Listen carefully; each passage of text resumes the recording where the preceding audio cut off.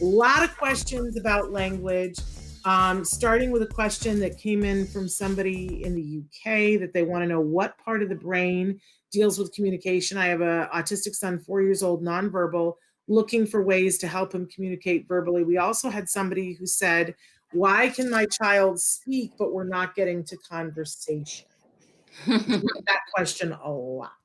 Yeah, I don't know about the part of the brain, but I do know that for kids on the ASD spectrum, if you're working on just like how to get them to speak, there's the motor aspect, right? There's that one aspect of whenever I get a nonverbal child in, I always ask, what do they eat?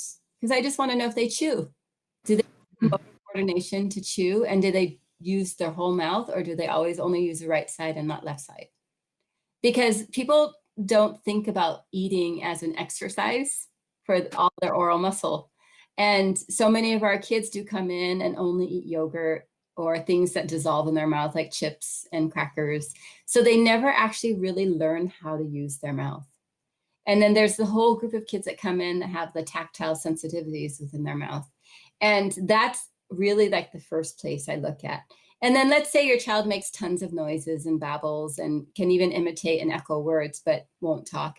Then that's a different situation, you know? Then you know all the mechanics are there. So now let's teach him. And what's the best way? You have to motivate him in order to be, those first words are all things that the kids want. All those mans, you know, whether it's movie or chip or, you know, juice, whatever it may be, it's starting from the need based of what they want. And it's not so much the linguistic way of teaching where it's like, can you make this sound to make this word, to put it together, to form this word that one day you will use, but you're not using now. You know, it's like really initially, it's like really, what does that child really, really want? And then does he make the sounds that, you know, will work? And initially you might have to be flexible, because if you want him to say juice, but he doesn't have the j sound, then you're going to figure out, oh, but he has the W sound. So then maybe we'll just start with water and just start with wa, you know, like, so it's like, you have to kind of think about like what mechanics are available. What do they really want? And then that's the combination will put together those first words for those mans and those requests. But if you're getting into like, why are they talking and being able to expressly say words is very different from conversation. Because conversation, it moves into a pragmatic understanding. It moves into the social understanding of the give and take of language. And initially, we want our kids to communicate. Like, if I ask for water, you're going to give me water, and understand, oh, this is the communication. And for our people who are nonverbal, that's one of the first steps is like when they manage, do they understand that they need to grab their iPad or they need to grab those icons? And if I give it to you, you're gonna respond to me and understand that back and forth communication aspect. And then if you take it farther than that into conversation, there has to be a want and need back and forth.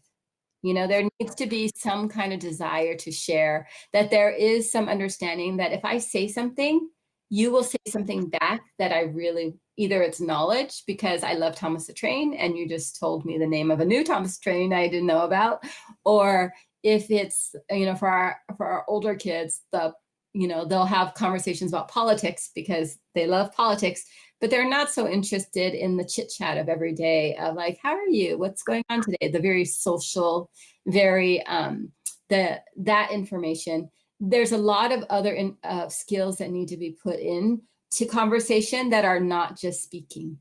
There's the idea of like other people, perspective taking. Other people think differently than me. So just because I'm thinking one thing doesn't mean that person's going to be thinking the same thing or have the same opinion or have only the facts that I know they know.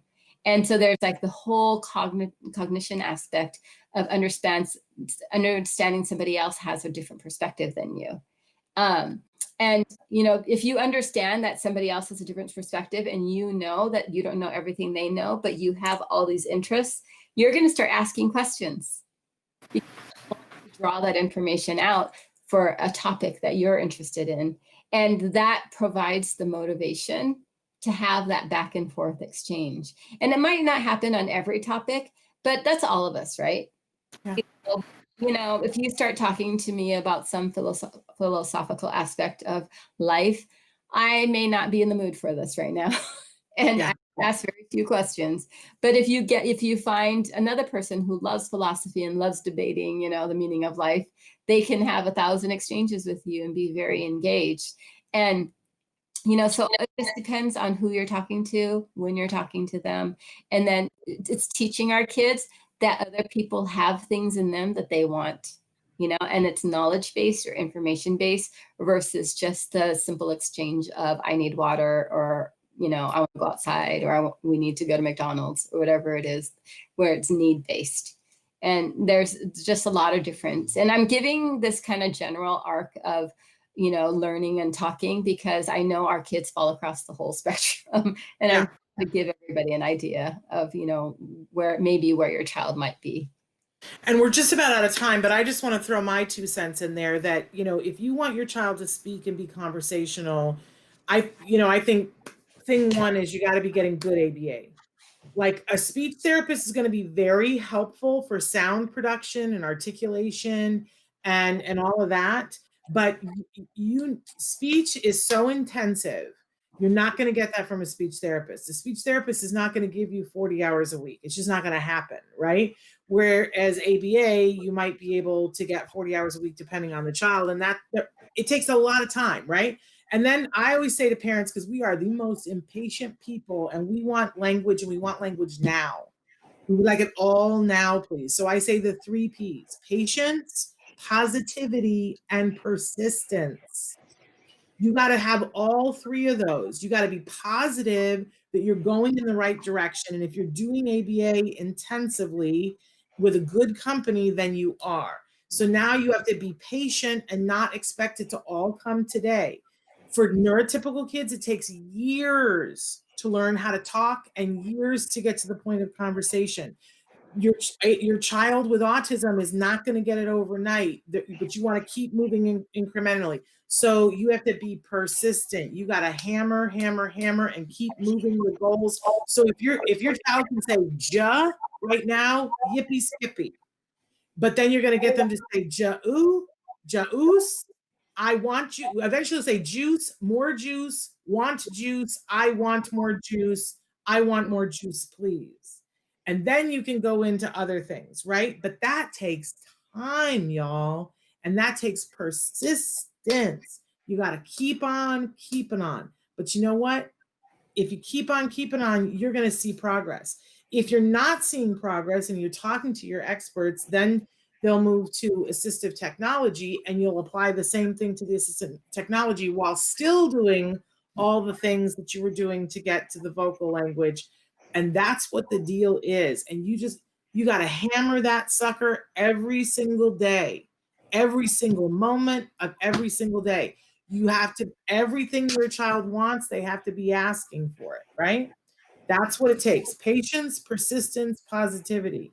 You keep doing that. I don't know a single individual that has language that somebody didn't do that with them. The 3 Ps. I'm all about the 3 Ps. We didn't get to even half the questions. I'm so sorry. I talked too much. I apologize for my existence. But how fabulous is Evelyn? We thank Evelyn so much for being here.